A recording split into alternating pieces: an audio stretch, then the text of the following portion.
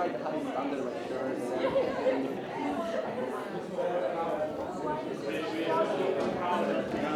But we don't have like a smoker. Maybe I can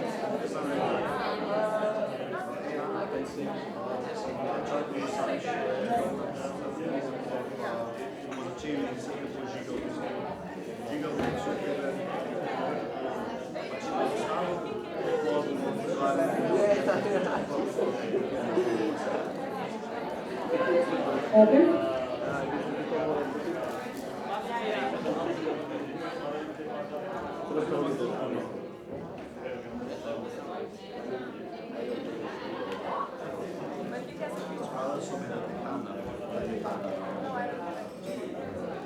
U redu.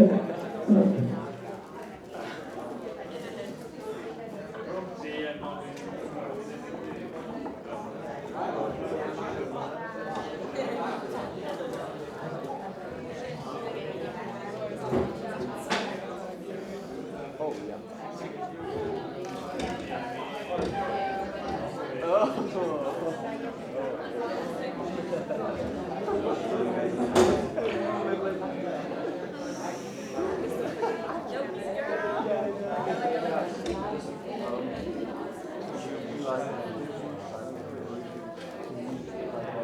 The microphone.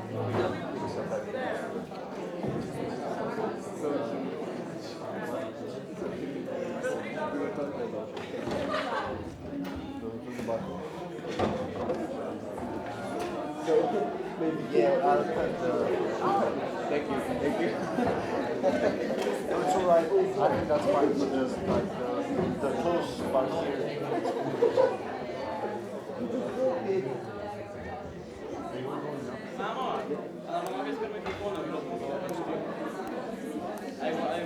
Om jag sparar.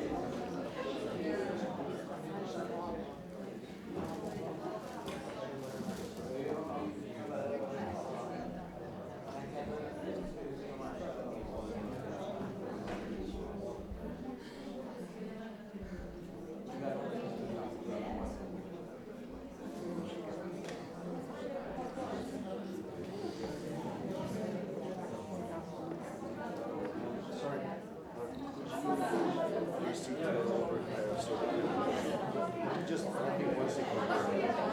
One or two seats.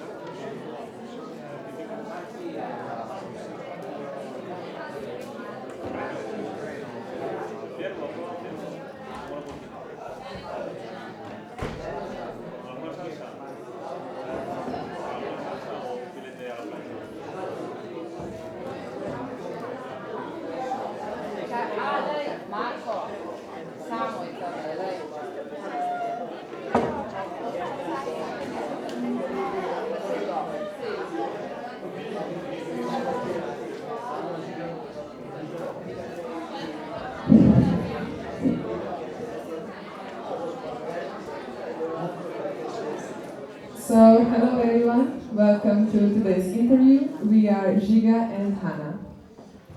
So let us tell you a couple of things about our guests. Our first guest is Leonard Stanoni. He was a student at Gimnasia Škofja Loka, where he attended the sports department, which he finished this year. He is also a member in Kayak Canoe Center Tarzan. In 2019, he came in second in Sulcan in category sprint and classical descent. Last year in Sulcan, he became the title holder as the European Junior Champion at the European Wild Water Downhill Championships. He also competed in a team with his fellow kayakers, and they came in 7th in the group category of kayakers till the age of 23.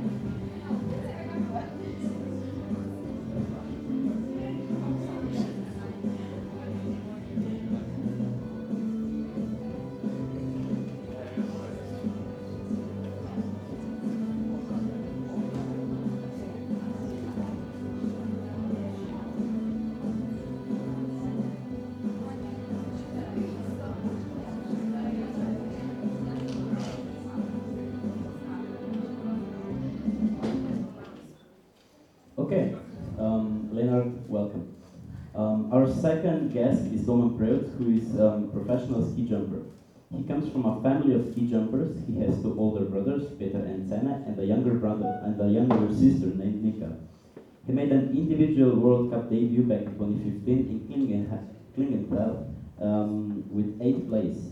He won his first World Cup individual event in 2016 at the 2016-2017 season opening in Kusamo, and therefore wore a yellow bib as the World Cup overall leader for the first time in his career. Later he won another 3 December World Cup individual events in Klingenthal, Lillehammer and Engelberg. In March 2022, him and his teammates Angela Niszek, Tibi Zajc and Peter Preut won the 27th World Ski Flying Championships.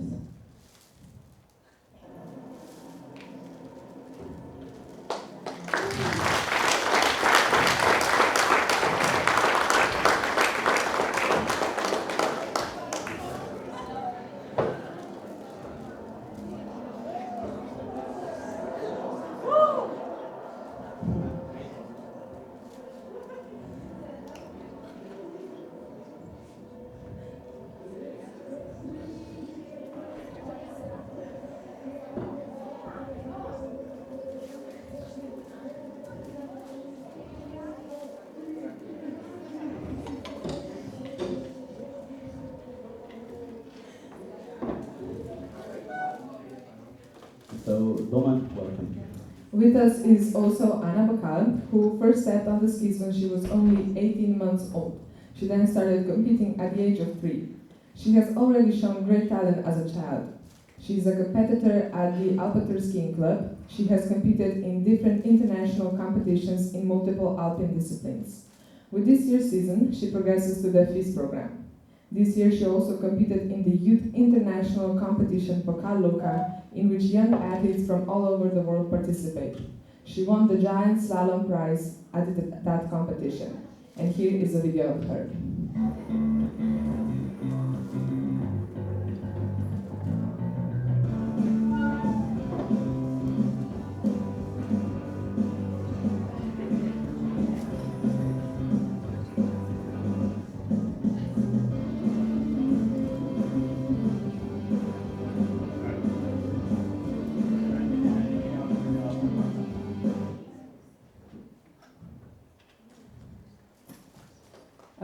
So let us begin. Anna, welcome.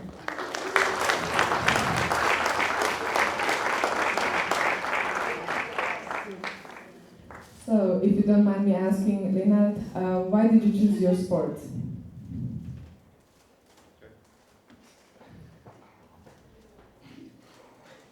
Okay, I think I was actually a few years back. We were with family on vacation in Bovec in Socha, and I think that's when I first started kayaking.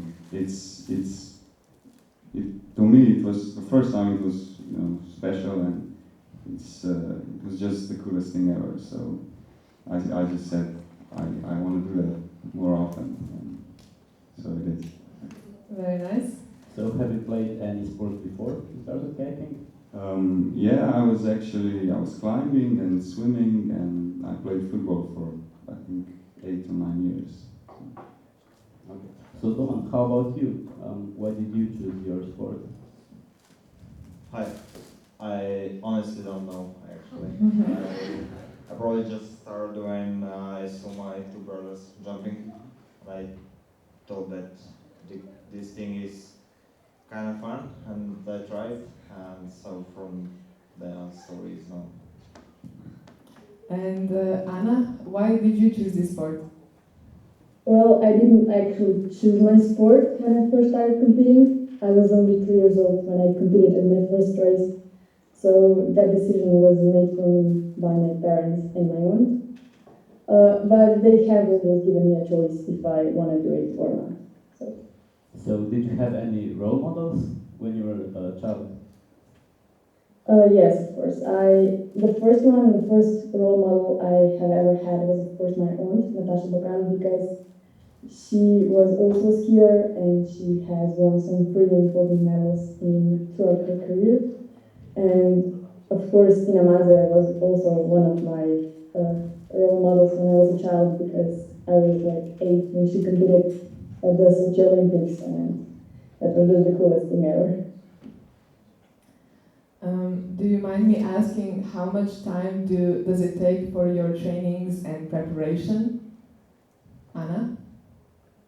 Well, when you're at home, like in summer, it's usually about from 16 to 20 hours a week when we are only doing condition trainings. And then throughout the season, we usually do around 130 days of skiing, which includes about 35 races. Do you sometimes wish you had more time for yourself? Well, of course, there's always a wish that I would have more free time. I could do more things like everyone else I know of my age, but there's also times when I see why I do it, and it's just the best thing that I can ski as much as I can and do the sport I love. Okay, and Doman, you probably spent most of the time training too, and how do you balance your personal life? I think you need to sacrifice a lot of personal life, a lot of social living, and yeah, you just need to focus on training. And like you have a lot of time, but this time you need to spend resting, because your body and mind need to be rested for the next training. So sometimes, like for the weekends, I'm mostly free, but body is so tired that you need to rest up so you can focus on next training like 100%, because only that way you can achieve improvements. But do you wish that sometimes you would just be able to go out, hang with your friends, do stuff that people your age do? Honestly, I'm such an introvert that I like to be just at home, watch some movies, or be a computer. So it's honestly not a problem for me. But for some guys, I see that like they would like to go out for one day, like on Fridays or Saturdays, but they're like when it's 10 or 11 p.m. they just need to go back home, and like there's a time when the party just started, but they need to go back because it's like we need to get rested because season is long. Okay, so how about you, Leonard? How do you balance your training with your school, family, and friends? Yeah, it's like both of them said. It can be quite tough sometimes because you can't hang out and go out and so. But I think for so far I put school first, and if school is in order, then comes training and so. But yeah, it can be quite tough. Guys are all saying, want to go out, have fun, and you're just like, nah, I got a training tomorrow or a race or something. So do you have any time left for some hobbies that maybe aren't kayaking? Yeah, when especially at home, I play guitar and just not. I don't want to just be on the phone or laptop when I'm at home. So yeah. Okay, so now we move up to pressure. So Doman, you're a professional athlete. Can you please tell us how do you deal with pressure when it comes to performing on the world stage? I think you just go with it. Yeah, I don't know.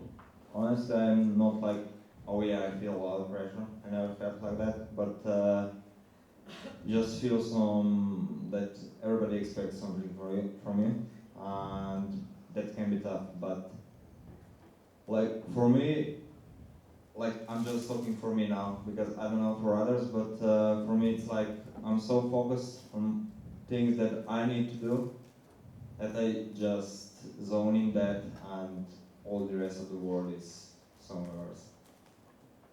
Okay, and Anna, do you deal with pressure, or do you maybe have like a routine that you do that maybe brings you luck? Well, the pressure is always going to be there when you're at the start of an important race. But I don't know, until now, I was competing at a lower level, like at the children's level. So it was never that much pressure because it was always like, that's the children's team, you just have to have fun. When you get the peace program, it's going to be harder, it's going to be tougher. The pressure, I don't know, maybe at the most important races, there's always going to be the pressure that, what if I don't do good? What if am I behind that much? But at the end of the day, it's what everyone feels. Every race is not going to be perfect, but there are going to be the runs that you are going to show your best self and are going to be proud of. Do you maybe have somebody by your side that you're just glad they're with you because you maybe feel more safe, or you just like to do your starts by yourself? Well, the support, of course I have the support, my parents and my aunt and all the competitors with me there that we are friends with. We're always going to be there for each other, even if we are competing against each other. At the end of the race, we can still be friends, and they will always support me, even at the start. Okay, so Leonard, what is, in your opinion, the difference between an amateur and professional sport? I think that with professional sports, you're a lot more focused on competitions and results, and everything is under this effect. So all of your social and so life, you have to adapt it to your trainings and competitions and so. And when with amateur sports, it's a lot more relaxed. You do it mostly for fun and maybe not so focused on competition. How about you, Doman, since you've probably done both? How do you view the difference between an amateur and a professional sport? Yeah, like I, in my opinion, I honestly think that nowadays a lot of amateurs try too hard, so they hurt because of that, because they don't go through the normal process of normal training. And I think when you're a professional athlete, you have a lot of stuff helping you out and checking you how your body is doing and to get max out of it. But like when you're an amateur, you're just for yourself, and you cannot do so much when you're alone. Because when you're a professional athlete,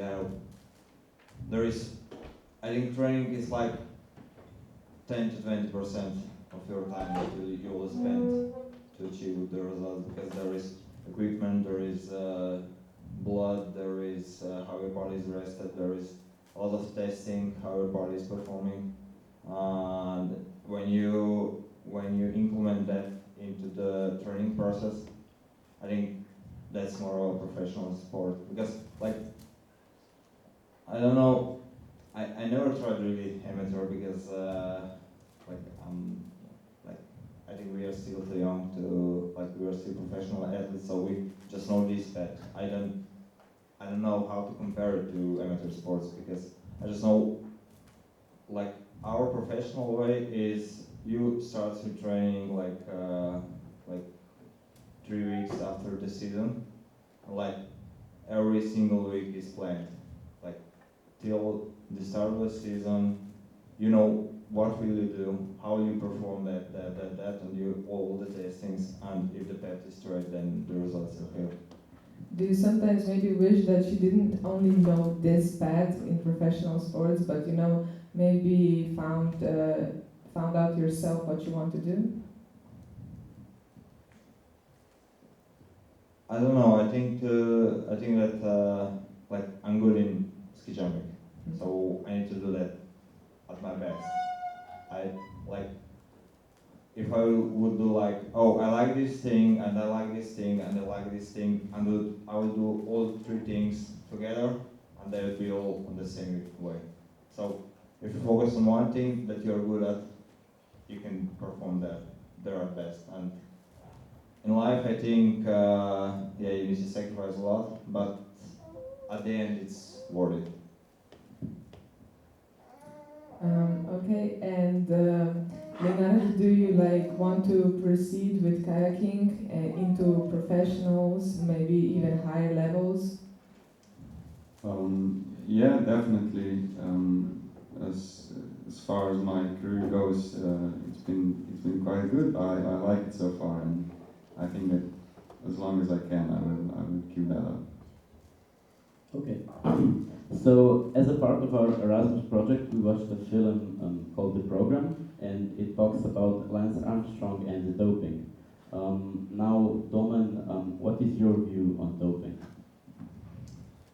I honestly, I was a lot, like, I educate a lot myself about it, but fortunately I'm in such a sport that mind is a lot more than the body. Both need to perform good, but still, there is there is not so many substances that would help me to perform in ski jumping. But otherwise, I think it's like when like in case of Armstrong, like if you would have a lighter bike or something like that, it's the same thing. You need to be disqualified out. It's just cheating. I think it's that. And the other problem is that you hurt your body. That's the most difficult thing. Okay, so can you maybe explain more about the dangers of doping, how it's hurting your body? Yeah, we saw a lot of what things it can do in film Armstrong, and there's a lot of videos on YouTube. I don't know exactly stuff, but I just know for the testosterone that like changes your body completely. And yeah, I think there are a lot of substances that can like build your muscle, change your hormones, change the way your body works in normal life, that can affect your life in like when you'll be in later years. Okay, so Anna, what is your view on doping? Like Domen said, in my sport also, if you're scared of the ice, the doping won't really help you or things like that. It won't really bring you much. But in general, I think it's forbidden for a really good reason. And if you get caught, or even if you don't, you can lose way much than you can gain with using it, even if you get worried. So, have you ever got tested for doping? Or is that just something that they don't do in your sport? How about, The testing is done, but I have never been tested because I don't think they really in children's categories. and Doman, how about you? You're a bit more in professional sports. Did you ever have to get tested? Yeah, I'm actually in EDA program. That's a program where you have a calendar and you need to put in for every single day for the next 3 quarters, where you'll be at the exact day and when you will be available at the exact hour. So, for example, like for today, I put in an hour for training from 8 till 11, and I will be available from 5 to 6 in the morning for them if they want to test me. And they also can come to training, and I need to have that for every single day. And yeah, if they come, they can test me, and like they come like every single month or even more. And yeah, so I was tested a lot of times. So how about you, Leonard? Have you ever been tested? Yeah, we get tested on the biggest competitions like World Cups and European and World Championships, but not so often and during the preparation period. How about maybe some injuries? Leonard, did you ever have any injuries and you would have to, adapt to the competitions? No, actually, I was lucky enough that during my career I haven't had any major injuries. I did have a few close encounters when I almost crushed my boat on the rocks and swam out, but no body injuries. So I was fine so far. How about you, Anna? Have you ever had any injuries? Well, yeah, I've had a few injuries, but most of them weren't that long-term recoveries, mostly about a month or two. I've had some problems with my knee and my left leg in general, but the absolute worst that I would not like to repeat was a concussion last year when I basically hit a wooden pole with my head, and that were headaches that I don't want to repeat ever again. And Doman, did you experience any injuries? Yeah, there were a lot of small injuries, but like the biggest one was when I broke my arm, but it's not so big compared to other guys because it's like 2 months and I was back in. So how did you come back from that injury? What was the process like of slowly coming back into the sport? Yeah, the training was completely changed. I need to like came back and just not move my arm, and so you can do imitation. That was really important at the time when I broke the arm because the season was coming in. So like we are focused on just keeping the strength in the leg and the movement in the legs and the feelings in the legs, and we are focused also on the rest and so